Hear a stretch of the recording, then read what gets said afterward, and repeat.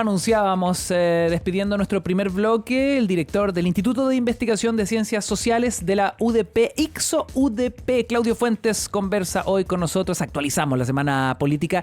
Como todos los lunes, Claudio, bienvenido, ¿cómo estás? ¿Cómo están? Muy bien.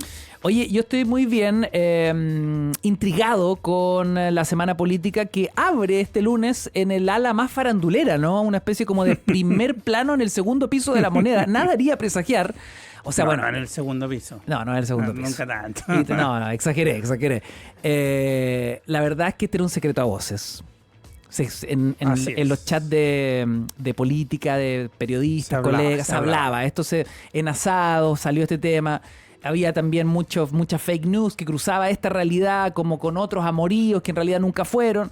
Pero el asunto es que se hizo público este romance, o más bien relación sentimental, entre la ex ministra Toa, hoy candidata presidencial, y el actual titular de Hacienda, Mario Marcel. Entonces, la primera pregunta que uno pone sobre la mesa es que si esto reviste algún tipo de conflicto de interés, entendiendo lo sensible que es una campaña presidencial y donde el encargado de las arcas fiscales es su pareja de una de las candidatas oficialistas, ¿no? Algunos dicen que esto es hilar muy fino, es la quinta pata al gato, que esto en realidad no es más que la vida privada de estas dos personas.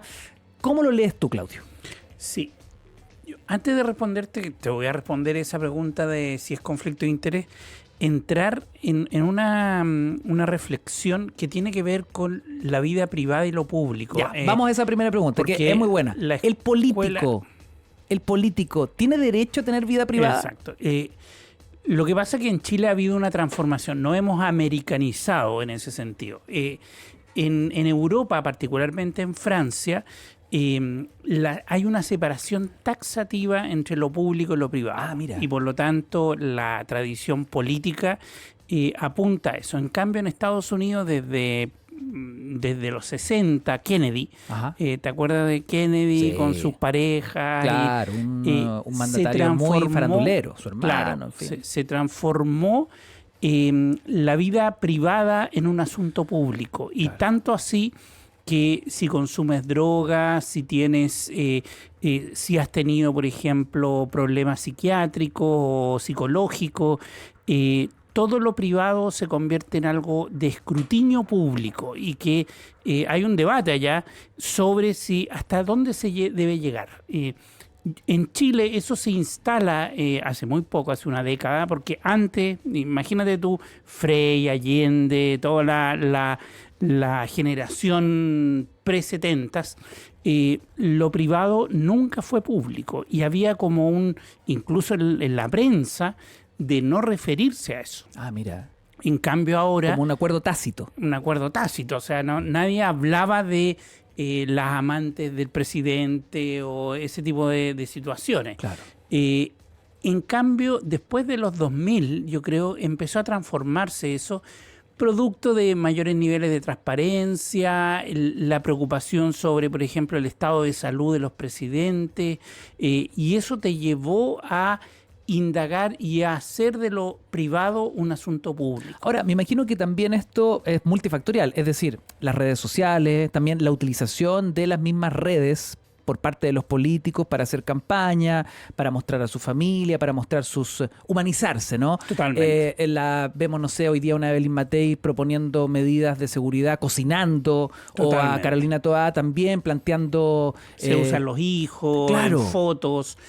o sea, hay se cruzan las fronteras, exacto, ¿no? Y empiezan a abrirse esa frontera y comienza de parte de que hay un interés genuino muchas veces de mostrarte tú como eres, como un ciudadano más que va al supermercado, que compra, que ve su casa, etcétera, pero también de el sistema político de la prensa de indagar, porque eso puede tener un efecto, por ejemplo, con Boric ha sido durísimo y hasta muchas veces cruel respecto de, por ejemplo, su situación psicológica, su estado de salud, que se internó o no. ¿Te fijas? Todo ese debate de lo privado propiamente tal entra en la esfera pública por distintas razones. Entonces, y porque también convengamos que no nos había tocado, producto de la juventud del actual mandatario, un presidente que se separa en medio de su presidencia, puede que ser tiene algo otra muy pareja. Correcto, puede ser muy correcto, pero había muchos memes dando vuelta respecto de su fin de relación con Irina Caramanos y el inicio de su actual relación.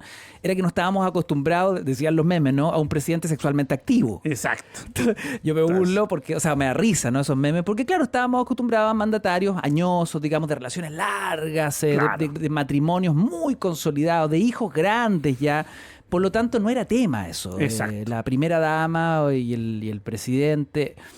Bueno, caso distinto a lo que pasó con Bachelet, pero el asunto es que hoy efectivamente se convierte en un tema. Claro, y ahí se instalan varias conversaciones. El primero, y que sale en la portada de la segunda, Los Soldados del Amor, me pareció muy poco apropiado ese titular de la segunda, pero hay que guardar te ese apunta a un tema que tiene que ver cuánto es el nivel de relación y de desarrollo profesional que puede tener una persona en relación a un candidato. Por ejemplo, ¿qué pasa si yo tengo un candidato y mi pareja trabaja en el servicio civil o en el ministerio de tanto?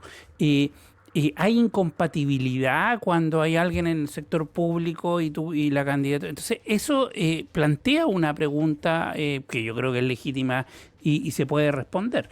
Lo segundo, y ahí yendo al conflicto de interés, es respecto de los conflictos de intereses y cómo se regulan esos conflictos de interés. En el sector privado, por ejemplo, en las universidades, en mi universidad, en la Diego Portales, hay un protocolo en donde si yo tengo una pareja que está en la universidad y que puede afectar por autoridad mis decisiones, tengo que firmar o declarar el conflicto de interés. Mira. Y por lo tanto yo declaro eso. Se transparenta. Y se transparenta y adicionalmente cualquier decisión que afecte o que sea afectada, porque por ejemplo trabaja en la administración central, que de hecho en mi caso mi pareja trabaja en la administración central y por lo tanto hay temas que no pueden ella verlos, ¿me entendés? Entonces ahí efectivamente, porque puede haber un conflicto de interés. Perfecto. O sea, si yo tuviera pareja a la decana, obviamente, y soy profesor y tengo que ser evaluado, tengo que declarar ese conflicto. Entonces,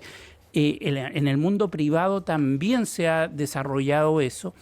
Y en el mundo público no tanto. O sea, sí hay declaraciones de interés. Los funcionarios públicos tienen que declarar, pero no en términos de... No se había producido que había un ministro de Hacienda y una ministra del Interior que eran pareja. Eso claro. no se había dado en Chile. Si Carolina Toá al menos públicamente lo reconoce públicamente, porque en el fondo toda esta ola de reacción ha tenido por parte de la oposición tiene que ver con la declaración inicial de Carolina Toá. Digo, esto era un secreto a voces, en fin, pero esto se pone en el escenario producto de que ella lo confiesa, ella lo declara, ella lo cuenta. Claro.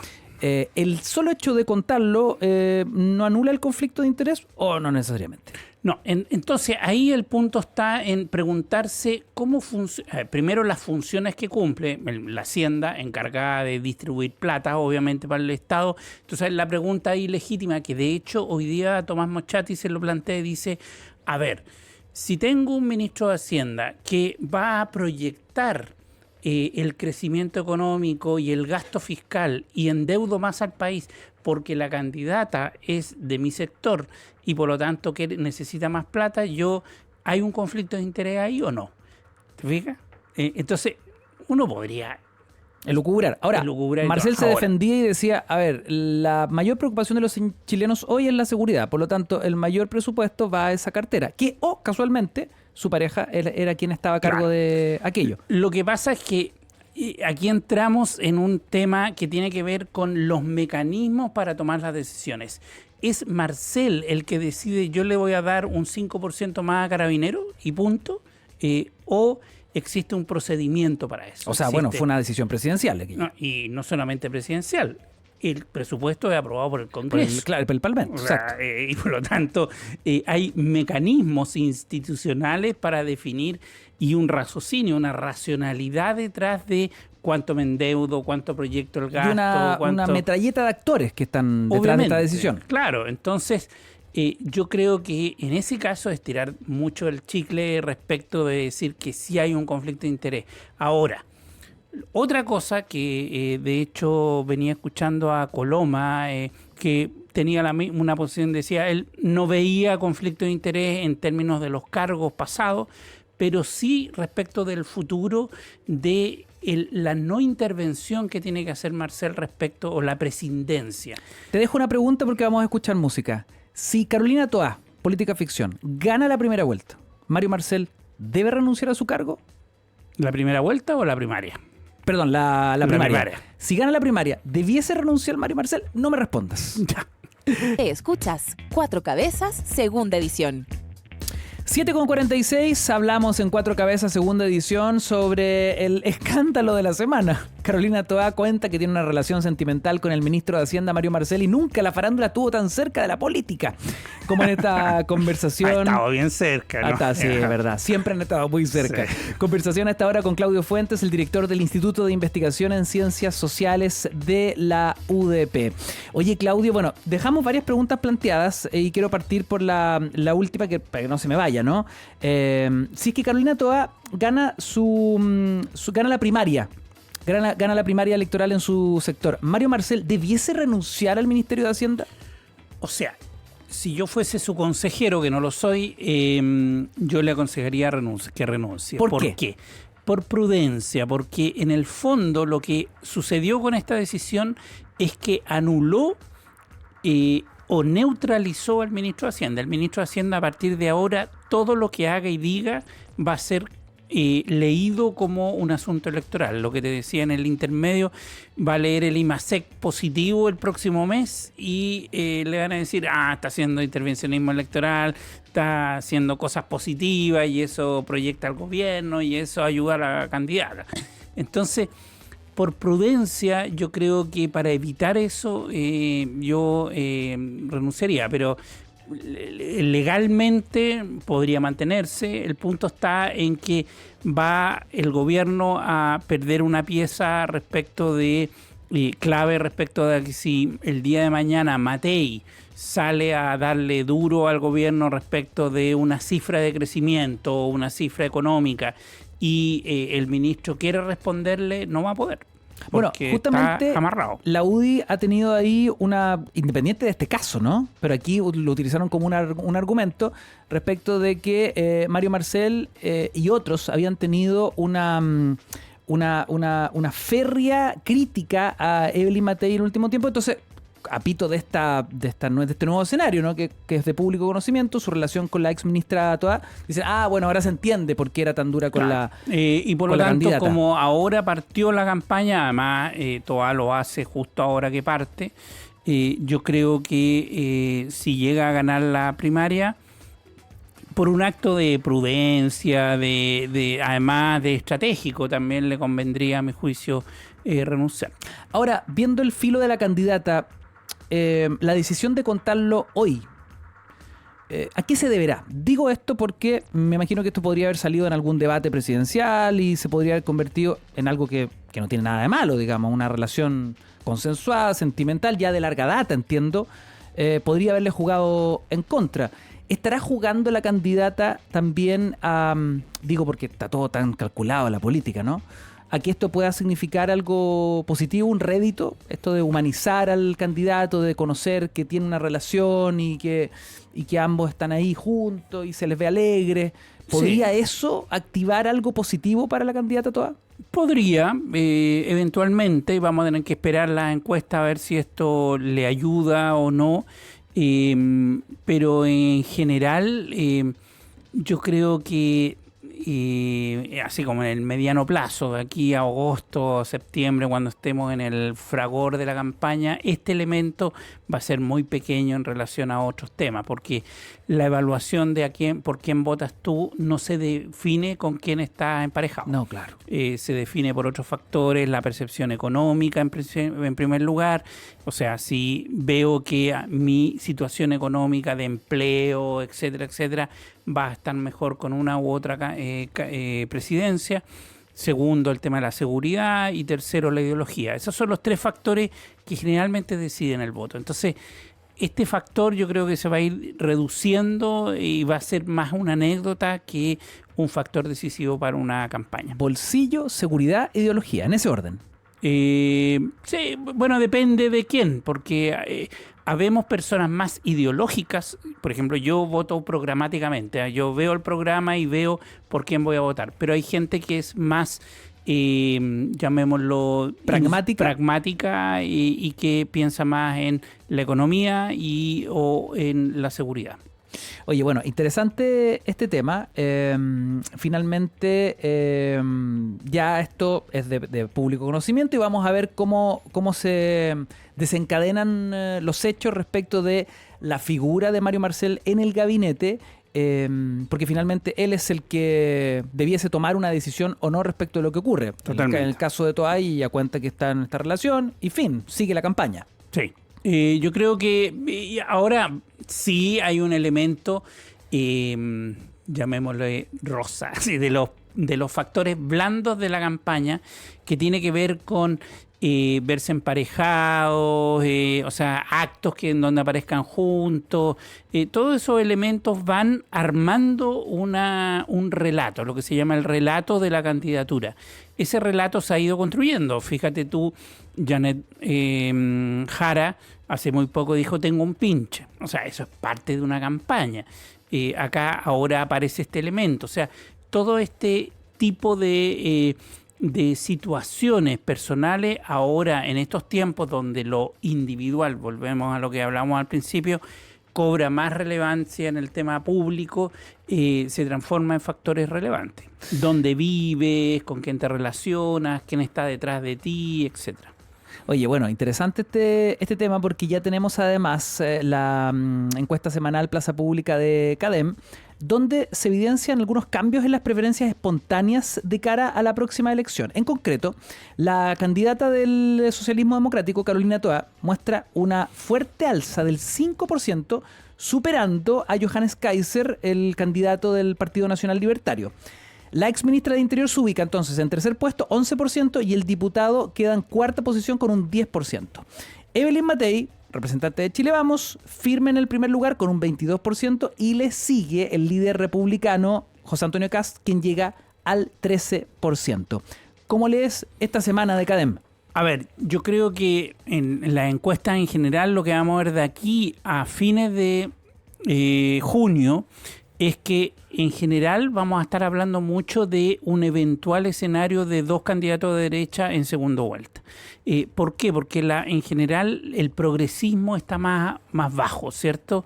Y es lo que muestra esta encuesta, con Kast al alza y Matei instalada en el 25-28%. Lo que a mi juicio está pasando es que como no se ha decidido el candidato del progresismo, esos electores todavía falta que se decidan. Y por lo tanto, después de junio vamos a tener otro escenario. Y yo creo que la candidata o el candidato del progresismo debiese llegar a un 25-22% después de junio. Por lo tanto, se va a tornar más competitiva, más la clásica división entre derechas e izquierdas en lo que hemos visto en las últimas elecciones. Eso es lo que debería pasar. Por lo tanto, 2 meses donde vamos a ver este escenario. Yo creo que lo más interesante que ha estado pasando con la encuesta es la caída de Kaiser y el alza de Kast. Eso es lo que, si tú sumas distintas encuestas, está pasando en la última semana. Y la pregunta es ¿por qué? ¿La caída de Kaiser ya es sostenida? ¿Ya es una tendencia? Parece que sí. O sea, cuando tú ves ya 2 o 3 encuestas que en 2 o 3 semanas empieza a haber una tendencia a la baja, es porque algo está pasando con ese electorado. Entonces, y por otra parte, Kast subiendo, porque no es que hay un trasvasije de votos. Entonces la pregunta es ¿qué está pasando ahí? Y lo que yo veo es, Kast con una estrategia muy clara, con anuncios muy sistemáticos. Claro. Una vez a la semana un anuncio. Ha puesto temas en la agenda. Pone temas en la agenda, muy estatal, muy como en esta impronta de el Estado, está menos disruptivo. Y eso yo creo que eventualmente lo está ayudando en su campaña de capturar un voto de derecha un poquito más moderado. Y Kaiser, a mi juicio, ha cometido errores, está tirando así como mucho ruido. Ya lo habíamos hablado hace 2 semanas, que tuvo unas 2 semanas muy malas y por lo tanto parece ser que está perdiendo credibilidad en el elector duro de derecha y por lo tanto eso eventualmente se está yendo acá. ¿El reforzamiento del equipo de Evelyn Matei qué tanto le ha sumado? Todavía no, o sea, hay que verlo. Por lo menos parece ser que está cometiendo menos errores. O sea, hay un tema práctico de que está saliendo más calculadamente. Vamos a ver si eso lo mantiene, porque ella es muy temperamental, o sea, es más impulsiva en estilo de liderazgo y por lo tanto a ver si se logra contener, que es el gran desafío para quienes van en primer lugar en las encuestas. No tiene mérito jurídico, dijo el delegado presidencial respecto a una inminente nueva acusación constitucional. ¿Qué opinas de aquello, entendiendo la larga lista de acusaciones constitucionales fallidas por parte de la oposición? Sí, yo creo que sí, a mí me cuesta hacer el link entre lo que pasó en el estadio y las decisiones que tomó en este caso la autoridad regional, el delegado presidencial, pero una cosa es el peso jurídico que tenga y otra cosa es el debate político. Y ahí hay una parte de la democracia cristiana parece que estaba por acusar, estaban en conversaciones, entonces todo esto se define en votos.